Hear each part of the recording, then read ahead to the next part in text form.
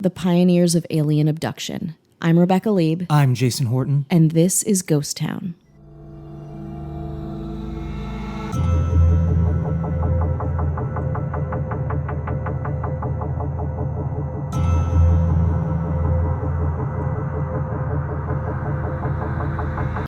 And that's the case of Barney and Betty Hill. I have the picture of the communion cover, paperback cover in my head, like just flashing. Please go, begin. I don't think that's from the same one though. No, that's a little bit later. I think. Yeah, it's not. It's not, but it is that. It's in that reference. world. Yeah.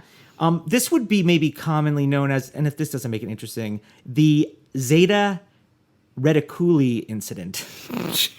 That sounds like a froyo place in Sherman Oaks. When it starts with a Z, it's good. Okay. It's like, I'll buy it. Got it.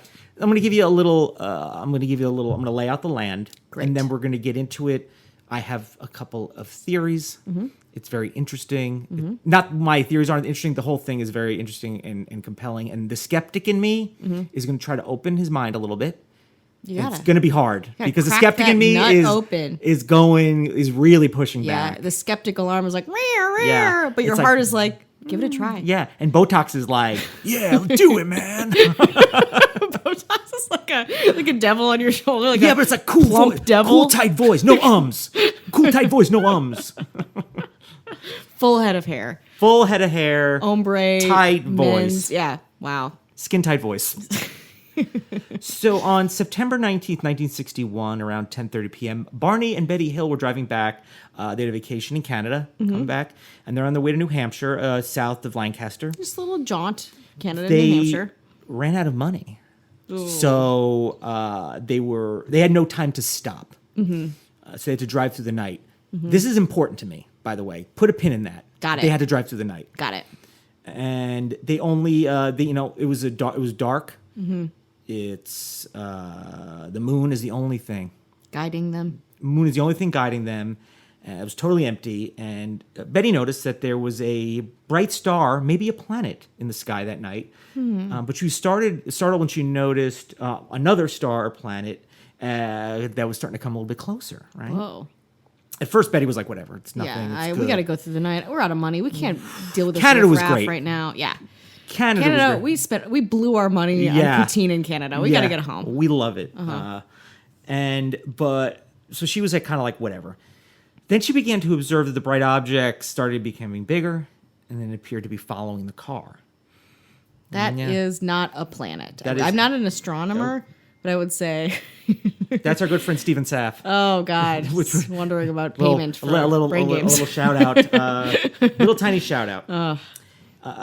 So then it started changing its course. Like it was like kind of following them, but not in a straight line, like kind of like in a, zigzags or something like that. Then she alerted her husband. Mm-hmm. She was like, "Hey, babe, honey."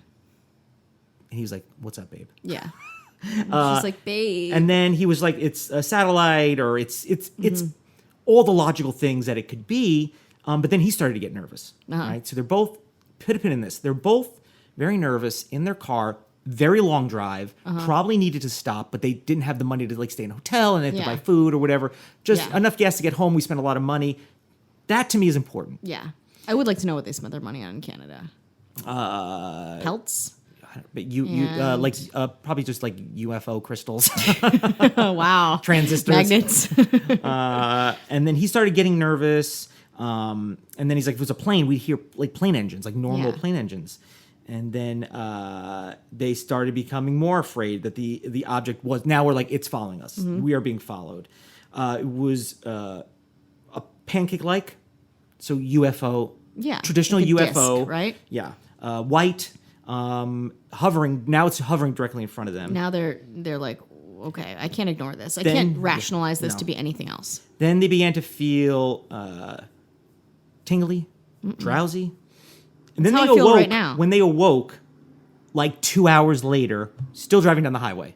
So their claim is, what's this? Now it's 2 hours later. Where did the time go? They woke up driving. Yes. Damn. And that might be a little bit... Yeah, you ever been driving and you're like, I don't even know how I got from... Yeah, you're like, you're on autopilot. You're on autopilot. Yeah. Again, keep all this in mind. Sure. Driving through the night. Whoa. A little bit kind of manic, probably a little bit. when you have two people in there and a lot of things are happening, and also just wanting to be supportive, and also, science is in 1961 is is what it is, or what is science fiction, or what is what discoveries are out there? How much do we know pre-moon? Yeah. So like, what do we know about that? Exactly. So Betty was like, she was like, UFO baby, yeah, right away. totally. She was in. Huge coincidence. Her sister had seen a UFO a year earlier. That is a giant coincidence. No, it just happens to be they both saw one. What are you talking about? Two sisters? Yeah. Both UFO sightings? Sure. Within the year? Yeah. Now my skepticism is like, meow, meow. Yeah. So I'm And coming my heart is, yeah. The Botox is like, Barney, he was more skeptical. The husband was more skeptical. But then the hypnosis comes in. oh, fuck yes. And I want you to also keep another thing in mind. I didn't plot twist. It's not really a plot twist. They're an interracial couple. Interesting. And what's interesting about that is it is interesting that Yes. in 1961, probably a tough time. And then some people have indicated that the stress of being in, I don't know what it was like in Canada or New Hampshire or where they went. It has to be tough in general. It's probably tough now. Yeah, you know what I mean? absolutely. And that was something that played a part in it. Although they said, listen, we've never had any issues, did not play a part in it. And that may very well be true. It's not really for anyone to say. It's just a fact of this. And I don't know if it made things more interesting in a way. Like it just kind of like added to the levels of what's going on, bringing that. Yeah, but that's really interesting. But they seem like just like two normal. I mean, for what I know, he's a postal worker, and I forget what her job is, and she had also had a job. Yeah, she had they're both gainfully employed. She had a good job. Yeah. So they were doing great. He was Barney was more skeptical, but under hypnosis, which started happening more and more, he and his wife saw creatures with slanted eyes that had taken him aboard the UFO for experiments. This is where in popular science fiction that. Anal probing came in. Like, where did that come in? It started around here. Okay. It started in the anus of this story. It started in the annals of this story. It started with this. Just right in. There. Yeah. So this guy, Dr. Simon, he didn't believe them. Yeah. But he called bullshit. For various reasons. Yeah. We'll get into some of those reasons. But the story got out to journalists. It became very popular. And then, even like the military, especially in like the 60s or 70s, it's like the men who stare at goats and all that. The, what is it? The projected, I keep forgetting what it is. Yeah, it's like a ESP. It's like an projection. ESP walking through walls. Yeah. All that like mind kind of stuff. Control and mind control. Trickery. Is a very interesting. That was. I don't know the timeline, but it was not far from. Yeah. It's not like the U.S. government was like, we don't believe in that stuff. We're like, we'll give it a shot. We'll put some time and money into it. It's the 60s. We'll do anything. Yeah, it's crazy. We'll like experiment with. We'll microdose LSD or whatever. We'll give kids with learning disabilities in an asylum LSD. We talked about that on one podcast. And so they're skeptics that they just think that she already believes. She had a proclivity to believe in UFOs. Again, her sister. There's so many interesting parts of the story that I'm excited when you are done with it. We can talk we'll about. get into it. Yeah, I'm just kind of going to give you all. I'm going to throw all this all throw out. Throw it all at out there so I and can you process like kind of, it. That's why I'm kind of like, hey, this is all these because I'm going to go back and be like, here's all. Leaving the me breadcrumbs to get to the candy house of the abduction story. But then don't you get eaten in the candy house? Yeah, I get put in the oven. Oh. Political. That the power of suggestion under hypnosis, and there's probably things from when I was like, am I remembering this correctly? Yeah. How many? In fact, that kind of I mentioned that podcast To Live and Die in L.A. That the first thing, and they talk about you getting things put in your head so many times that eventually like that's how it happened. Bystander syndrome. It's where you remember, and there's a lot of phenomenon like this. We talked about it on the show that I just worked on, where the first thing that you're introduced to you think is true even if it's not true. Yeah. Which is really an interesting phenomenon. Yeah, so there's always some things where I'm like, am I remembering that correctly? Yeah. And really I just go forward with it. Like, to me, that is going to be the truth because now I don't know any different. Yeah. I can second guess, a lot of things, especially from a long time ago. Also, the TV show The Outer Limits. Yeah, loved it. Right? Oh my God, ate it up. And an episode very similar to this came out right before. You know what I mean? Like, so another coincidence? Yeah. Also, I'm surprised the Outer Limits started. I think of the reboot in the 80s. Yeah, no, the Outer Limits, Twilight Zone, Yeah. and if I'm wrong, I'm sorry, Twilight Zone came out first. Outer Limits came up pretty quick and then did reboot. So that was Okay. like, Twilight Zone was at late 50s and you get Yeah. Outer Limits in the 60s. It only aired a few weeks before this happened, and it's a very similar story. Slant-eyed creatures, very typical. Yeah, typical alien. Yes. When you're profiling an alien and you're like prototypical alien, big Big eyes, yeah. big eyes and like triangle heads, and they're all like very pale and kind of like willowy and Take me don't to your leader type exactly stuff. like dark eyes, and they move slowly. Tall and gorgeous. Yeah, like dark leggy, eyes. Yeah, baby. like like kind of like tardy. Yeah, like it's like, flirty. what? And it's like, don't tease me. Yeah, are you single? I don't Stop know. it. Like, you not responding to my text. Yeah. What's going on? Yeah. I'm dying over here. Babe. Z2247. Yeah, babe. And so what people are saying is they were probably very sleep deprived. And the bright lights were Jupiter and Saturn, which their positions matched what the couples were Yeah. saying was there.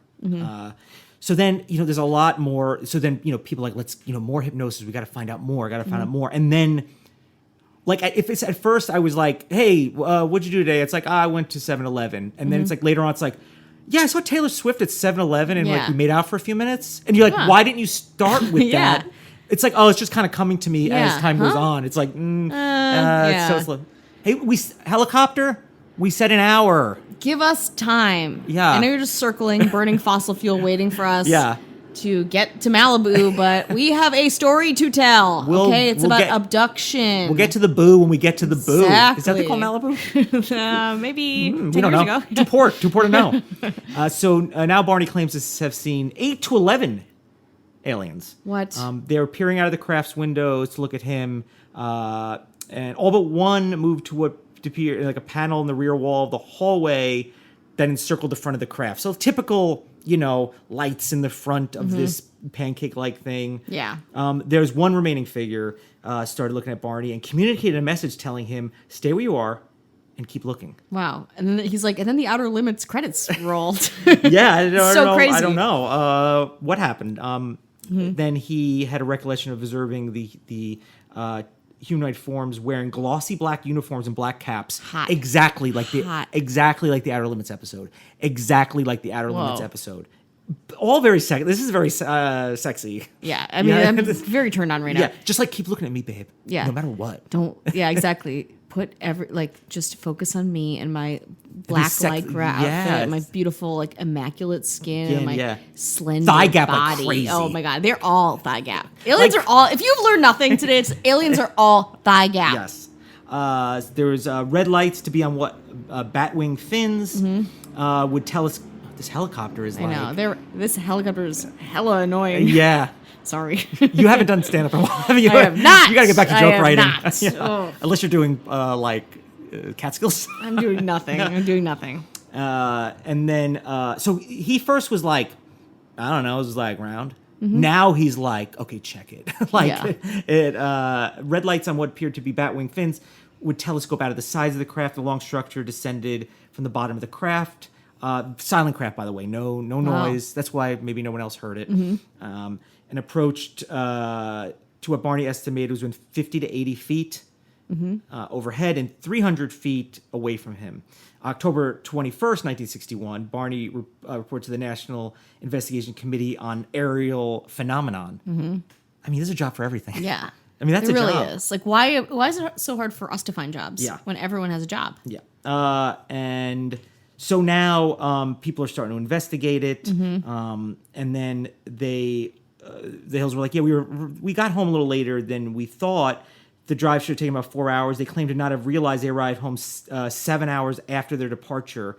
So there's a time discrepancy. Yeah. But the UFOologist, also Yeah. a job, calls that missing time. Is that too scientific for you?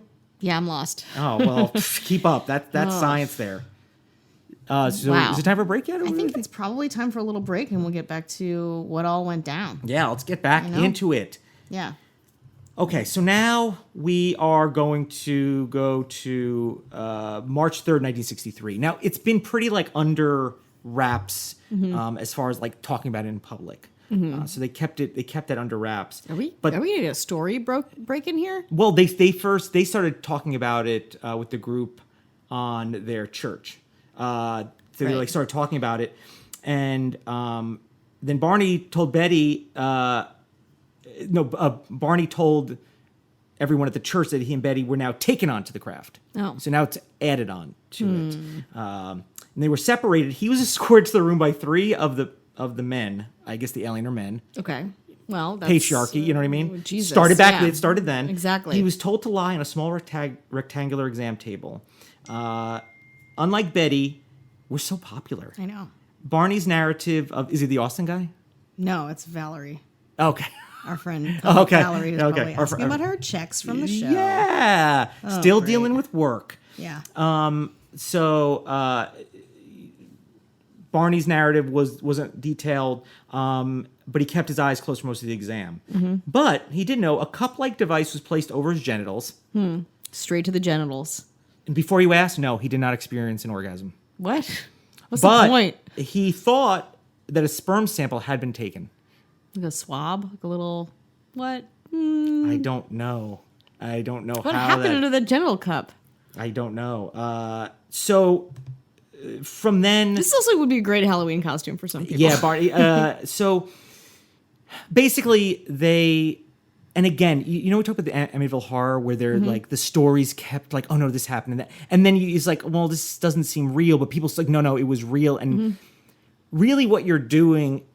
I mean, I feel like what's happening was like, what's based on what I know about what I've seen and heard, what could have possibly happened in theory in this? Because when you say, like, if you were like, what'd you do? It was like, I don't know, I was blackout drunk. Yeah. I could have been on an alien craft. Yeah. So this missing time that they're claiming, which if you're driving on autopilot, you can drive for 2 hours on one road and be like, how do we get here? Yeah, exactly. Like, so they're filling, to what I believe, they're filling that time with whatever they would like to fill it in.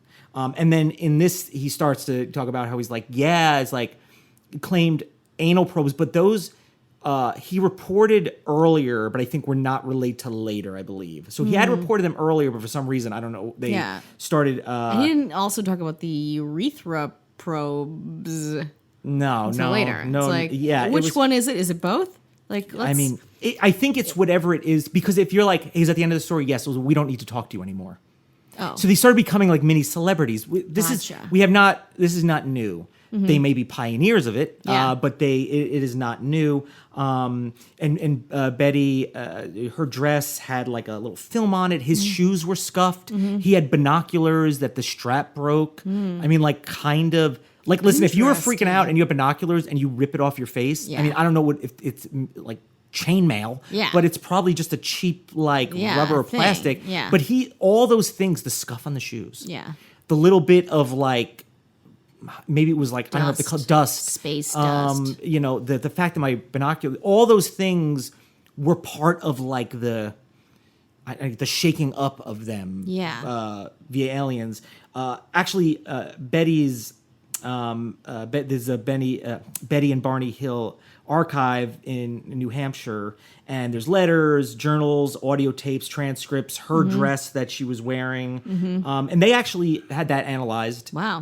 For whatever. Yeah. And what was on it? It was like alien. cocaine? I guess They're just like, typical just alien meth. dust. Just typical. But back then it was like good meth. It wasn't bad for you. Back it was then. crushed up pills. Now, there's this columnist from the Skeptical Inquirer, Robert Schaefer. The Skeptical Inquirer. I'm going to quote him, and I find this very, very interesting. I was president at the National UFO Conference in New York City in 1980, and Betty was like, because Barney died in 1969. She's been going full steam ahead. She's on Everything UFOs, that's a UFO. You're a UFO. I'm a UFO. Look at that UFO. What do you want for dinner? 6 UFOs. Exactly. It was very like that. Which is also very different than when a lot of people experience trauma. I think they, not to say they're not outspoken about it, but I think a lot of people are just trying to get on with their lives. Yeah. No, I think in this case, it's not, I'm not speculating. It's, I like talking about this. I like the attention. I like having something to say and a purpose. And that's fine. I mean, people do that. There's conventions all the time for like, I was in a movie X amount of years ago and people want to meet me and get an autograph. Great. perfect. Yeah. This is great. Everyone's happy. It's a lot of this. So there was a national UFO conference in New York City, and where Betty presented some UFO photos she'd taken. Since then, tons of UFOs. Yeah. She's seen a ton of them. She showed them must have been well over 200 slides, mostly of blips, blurs, and blobs against a dark background. These are supposed to be UFOs coming close, chasing her car, landing. So since then, she's been on the run from Yeah, UFOs. exactly. But She's in hiding. But she can go and do talks and. Oh, of course, and, she can cash those checks. Yeah, she can cash those checks. After her talk had exceeded twice its allotted time, she was literally jeered off the stage. But what at first was like a pretty chill. They were like, "Yeah, we like you," and then when you're talking twice as much, pretty much about nothing. Yeah. Also, to people who I can't think of people who would be more accepting of Sure. talk than UFO enthusiasts and, at a and, UFO and a conference. celebrity. A celebrity. Yeah. This is like. But they were like, get the fuck out. Since from 1961 now to 1980, like you mentioned, Communion. Yeah. There's a lot has happened. Close Encounters of the Third Kind. Totally. So it's been more refined or whatever Yeah. the case may be. And the incident, which is witnessed by many UFOlogy leaders and top activists, removed any lingering doubts about Betty's credibility. She didn't have any. In 1995, Betty Hill wrote a self-published book. Yes. Common Sense Approach to UFOs is filled with obviously delusional stories, such as seeing an entire squadron of UFOs in flight and a truck levitating above the freeway. What? As late as 1977, Betty would go on UFO vigils 3 times a week. During one evening, she was joined by a UFO enthusiast, John Oswalt. When asked about Betty's UFO observations, Oswalt stated, "She's not really seeing UFOs, but she's calling them that." On the night they went out together, Miss Hill was unable to distinguish between a landed UFO and a street light. In a later interview, Schaefer recounts that Betty Hill wrote, "UFOs are a new science, and our science cannot explain them." Do you see what I mean? Yeah. You got the picture, right? Yeah. I mean, again, as someone who loves this stuff, is very open to discussing it, talking about it, whatever. Yeah, it seems like there's a lot of holes in her story, and the conduct post abduction just feels grandiose. I feel like if somebody if somebody was like bumped into me and said, "Hey, cutie," and I didn't see who it was, and somebody told me, "That was Taylor Swift, dude." I might take that and be like, I'm dating Taylor Swift. I was like, yeah, Taylor Swift bumped into me, and then she said, "Hey, cutie." Then it's like, so Taylor Swift has been like, I was dating Taylor Swift before she. Do you know what I mean? Yeah. I don't know. I keep bringing up Taylor Swift. This is a Taylor Swift and UFO themed episode. I feel like she has a very glowish. She does. She's got effervescent. long limbs. Yeah, pale, she's great. Big eyes. Yeah. And I feel like you might start to run. That is just like you said. There's you work on a show, produce a show that discusses scientific phenomenon or kind of what does the science tell you about how people react to things. And I think this is that case. And then also, I mean, if somebody was like, "Hey, a ghost town, you guys are you guys had this experience going to an abandoned place and you fist fought a ghost." Yeah. That we might, and then maybe I don't know, maybe we were like, "Hey, well, yeah, we'll go on a tour." Sure. I don't know. Yeah. It's like, you got to understand like how much is like, you got to be like, how much of this is, is it entertainment and how much of it is just you not wanting to let go of the thing that maybe defined you. Her husband died in 1969. Yeah, Huge it's a lot. bummer, like pretty young.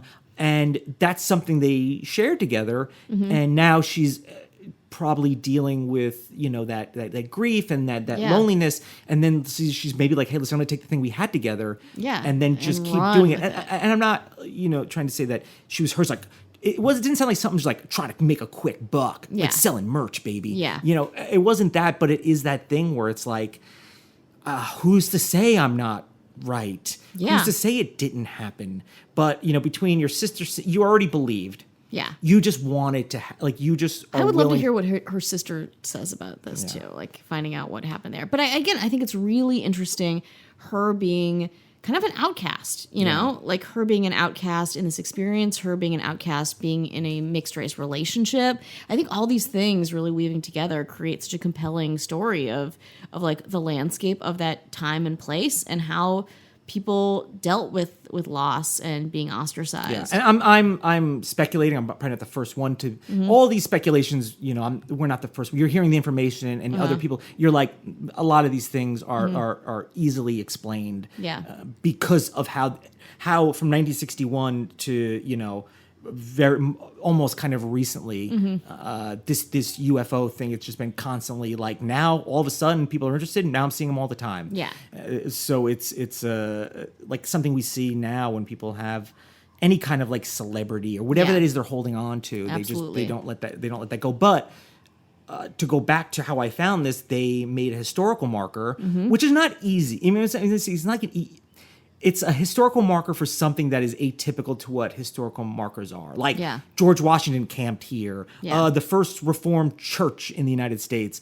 So the fact that a alleged UFO sighting was made famous in this, I think it's super cool, and I'm excited for New Hampshire, and I'd love to see it. And I think the town was excited as well. So that really, in a way, I feel like it's been validated as an occurrence in, because like I said, the United States took this very, very seriously. The military took it very seriously, and people still take it seriously now. So there's, in that sense, it's very real. I mean, do you believe in UFOs? I thought about that question when I was first looking into this, because I feel like that's something someone would ask me. I believe that there is the possibility that there's life other than us. It's a big old world out there. I believe that. I'm open to that. I do not believe in necessarily UFOs, at least the way I feel like they're presented. But, they talk about like a star is like from X amount of time ago and you're only seeing it now. Like I mean, if I believe that there's life, traveling out there in whatever way that it is, and, maybe you're seeing it now X amount of million years later, who's to say? But this thing where it's like happens so often enough where it's so tangible, but yet nobody's produced anything from it except making money off of it. When there's money to be made off of something, humans, we will persevere. Well, the skeptic in me, goes through the roof. If there's something to be gained, or if it's, and that by making it, that could be just that equity in attention or whatever it is. But I feel like the people that really believe keep believing. I don't know. I'm not mad at them for that. It makes life interesting. I guess. I agree. And I love that. I think it's such a testament to the human imagination. When I think about UFOs, I also, and life on other planets, which I agree, I'm in the same boat. I think if we evolved from, tiny mitochondria in a primordial pool, then I'm sure other things can do the same on different planets. I was made on the 6th day. That's weird. Oh, that's odd. Oh. Well, we have a big conversation to have. Damn, podcast ended. But I think, I think things evolve on other planets. That would make sense. I don't know in what way or how, or if they're just like fungus, or if they're the most intelligent beings that can travel across the universe. We don't know. But same thing with, it's like, it's probably not in the way that we've experienced this, but also there's so many people who've experienced UFO stuff. Same thing with like ghost stuff. And I'm like, what is the through line with this? Is it something that is outer worldly, or is it something that's a psychological phenomenon? Where it's like, if you're in a car driving and you're very tired, and if we're both in a car and we're very tired and you're like, I think I saw something. Like, no, you didn't. I was like, wait, did she? You did see something. Exactly. And then we talk to a hypnotist, and suddenly you're like, oh, fuck, I was also abducted. And I was like, yeah, me too. Exactly. Where it's like, it can be the snowball effect of things happening in that way. And support, I believe that there was a thing where it's like, I stand by my man, I stand by my woman, if she, it must have, and in that kind of support together that, it's something that you have. And I don't know what their life was like. I don't recall if they had children or whatever the case may be. So, for them, and I don't judge them for this, and I'm not mad about it. It's just somebody, I don't know, they just did what they did, and Betty definitely kept it going. And if it provided an interest and entertainment or something to people, great. We're talking about it right now. Exactly. Right? Exactly. And I think it does help us delve into people and the psychology around these types of events, because I think that's really interesting. Yeah. And we got to go, because we got to go. For our anniversary din with Paris Hilton in Malibu. Why? I've been talking about Taylor Swift this whole time, and you're just like, Paris Hilton will do. Yeah, Paris Hilton's my Taylor Swift. She's cool. Or is it a UFO? Bye.